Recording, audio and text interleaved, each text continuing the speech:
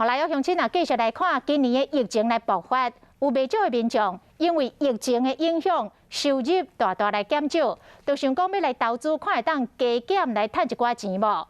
结果咧，颠倒去互诈骗。刑事局的统计，今年1月到8月，投资诈欺的案件2600多件，比去年同期加出到1200多件，诈骗的总金额高达9亿4千万。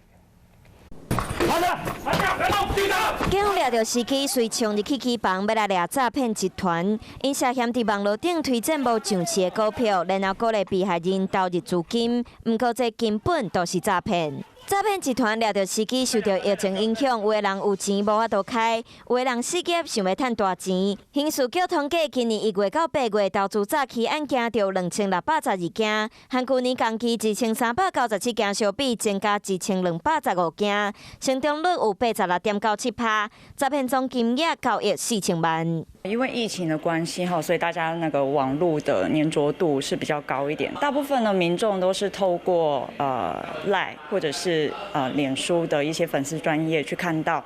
通常诈骗集团会透过广告要求加LINE，佮甲你推销。不管投资的是股票或者是其他的物件，这话术拢有一个共同点。他就会告诉你，用一些很耸动的标语说，哦，就是会让你一夜致富。不管是真卖就会当赚大钱，或者是稳赚袂赔，这拢是诈骗集团咧甲你挂的口号。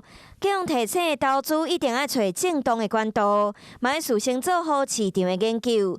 来路不明的广告，千万唔通凊彩点，嘛莫凊彩和人加LINE联络，避免投资无成，颠倒个去互人骗钱。